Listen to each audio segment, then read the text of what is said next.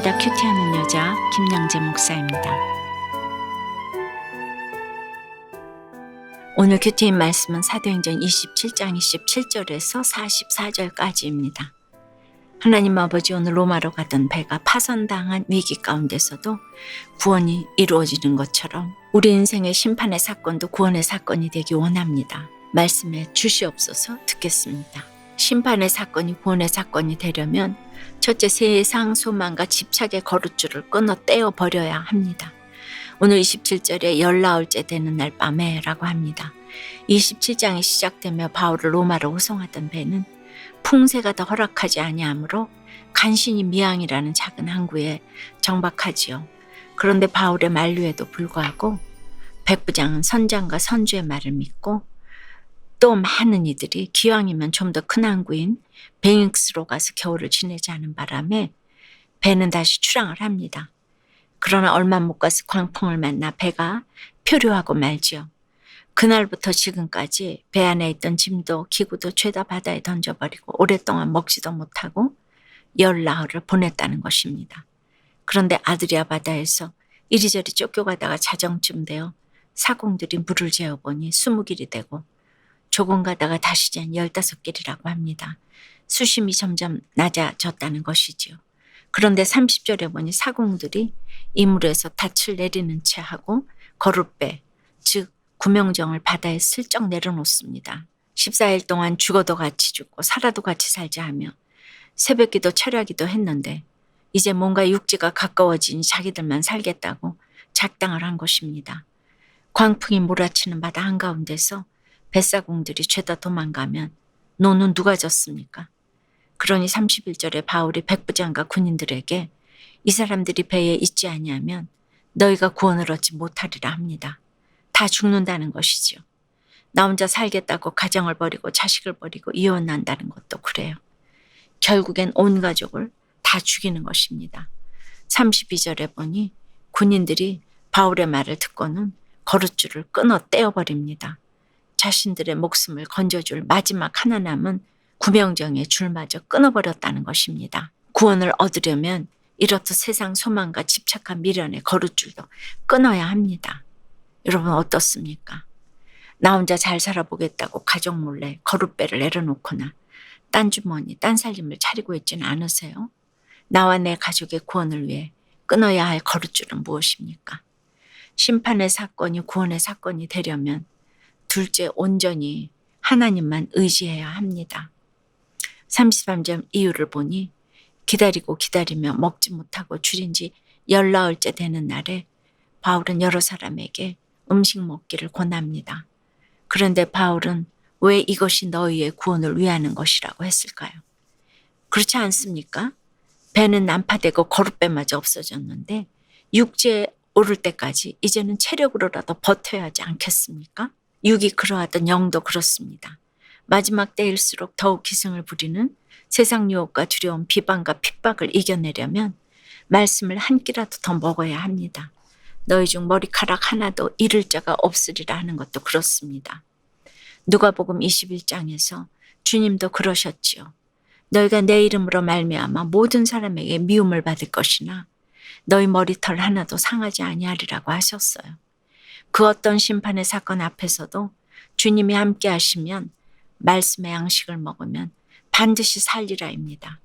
그리고 35절에 바울이 떡을 가져다가 모든 사람 앞에서 하나님께 축사하고 떼어 먹기를 시작합니다. 그런데 36절에 보니 그들도 다 안심하고 받아 먹으니라고 해요. 바울이 하나님의 이름으로 축사하는데 불평하거나 반발하는 사람이 한 명도 없습니다. 그 배에는 유대인만 있는 게 아니잖아요. 생전 복음을 듣지 못했을 죄수도 있고 헬라인과 많은 이방인도 있었지요. 그런데 배에 있는 276명 모두가 어느새 바울이 믿는 주님을 믿게 되었다는 것입니다. 38절에 배부르게 먹고 밀을 바다에 버려 배를 가볍게 하였더니라고 해요. 주님을 믿고 바울의 말을 신뢰하고 따르니 이제는 먹을 식량이 없어도 걱정이 안 됩니다. 집착도 미련도 없습니다. 죽으면 죽으리라가 되는 것입니다. 그러니 보세요. 39절에 날이 새매 어느 땅인지 알지 못하나 항만이 눈에 띕니다. 그런데 그들은 왜 40절에서 닻을 끊어 바다에 버렸을까요? 닻이 없으면 배를 정박할 수가 없잖아요. 배를 포기하겠다는 것입니다. 온전히 하나님만 의지하기로 결단한 것입니다.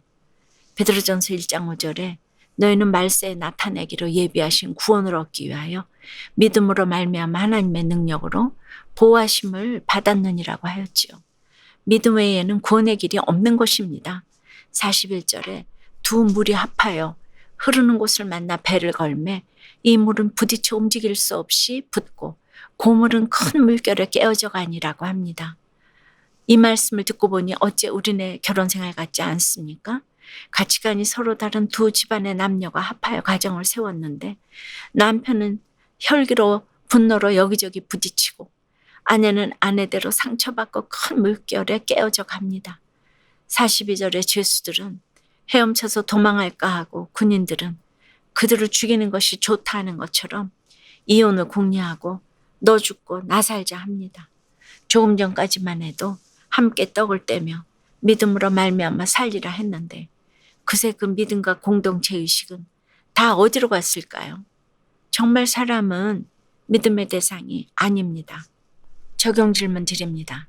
지금 내 집안에서 여기저기 부딪혀 움직일 수도 없고 큰 물결에 깨어져 가는 것은 무엇입니까? 이것이 나와 내 가정의 구원을 위한 사건임이 인정되세요? 그럼에도 나만 살겠다고 헤엄쳐 도망할까 궁리하고 있지는 않습니까? 하나님의 구명보트로 가족 모두 구조될 것을 믿는다는 한 집사님의 큐티인 묵상 간증이에요. 믿음의 가정에서 태어난 저는 결혼 전까지 20년이 넘도록 주일학교와 교회 합창단에서 피아노 반주를 하며 칭찬을 받았어요.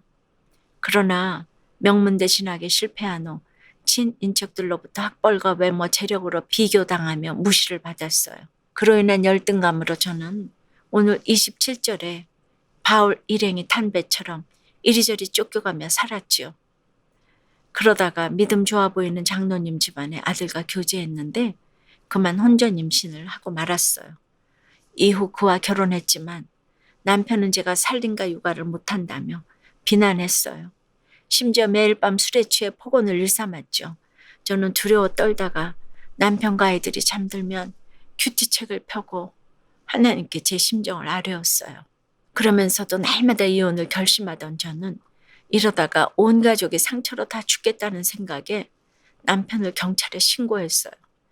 그 길로 남편은 저와는 도저히 살 수 없다며 집을 나가버렸고 어느새 5년이 흘렀습니다.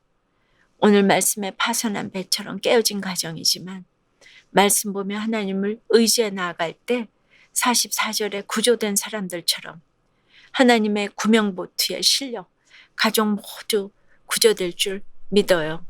저의 적용은 다른 가정과 비교하느라 괴로움과 외로움이 몰려올 때 제 감정을 교회 공동체에 솔직히 나누겠습니다. 제게 부정적인 감정을 쏟아내는 자녀들의 말을 요동하지 않고 잠잠히 들어주겠습니다. 입니다. 그 경찰에 신고한 것 가지고 너무 정죄감 가지지 마세요. 요새는 참 그것이 쉬운데 몇 년 전만 해도 그게 아마 정서가 안 맞아서 그랬을 것 같은데 신고할 만하니까 또 하지 않았겠습니까? 근데 오늘 이렇게 적용처럼 그냥 요동하지 않으시면 될 것 같아요. 어렸을 때부터 그렇게 피아노 반주하고 교회에서 헌신하신 것 주님께서 반드시 기억해 주시리라 생각합니다. 44절에 그 남은 사람들은 너울 조각 혹은 배물건에 의지하여 나가게 하니 마침내 사람들이 다 상륙하여 구조되니라고 해요. 그런데 여러분 이렇게 상륙한 곳이 어딘지 아세요? 우리가 내일 28장에서 보게 되겠지만 바울 일행이 14일간의 포효류 끝에 상륙한 것은 미항에서 무려 800km나 떨어진 이탈리아 반도 남쪽의 멜리데 섬입니다. 본래 가고자 했던 그레데 섬보다 로마와 더욱 가까운 곳이지요. 예정보다 훨씬 더 빨리 로마로 가게 된 것이에요. 우리 인생도 그렇습니다.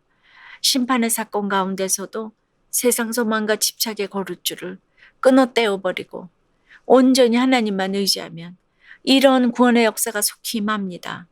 심판의 사건이 구원의 사건인 것입니다. 기도드립니다. 우리 구원자이신 주님, 이 세상 모든 고난의 사건이 심판의 사건이 아니라 구원의 사건임을 오늘도 알게 해주시니 감사합니다. 나와 내 이웃의 구원을 위해 거룻줄을 끊어 떼어버리고 온전히 하나님만 의지하기 원하는데 여전히 끊지 못한 것이 너무나 많은 저희들이에요. 주여 용서해 주시옵시고 특별히 이 시간 이 땅의 모든 가정을 위해 기도드립니다.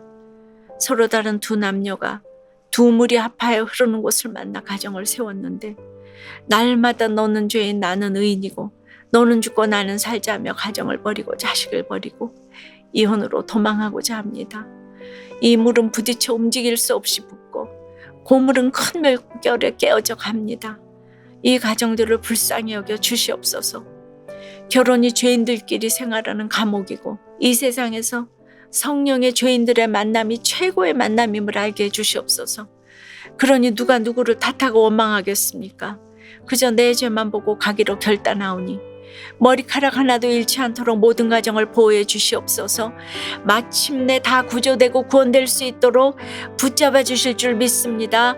예수 그리스도 이름으로 기도드리옵나이다. 아멘. 지금까지 우리들 교회 김양재 목사님이었습니다. 큐티에 도움받기 원하시는 분들은 QTM 홈페이지 qtm.or.kr 또는 유튜브에서 QTM을 검색하시면 도움받을 수 있습니다. 자세한 문의사항은 지역번호 031-705-5360번으로 문의하시기 바랍니다.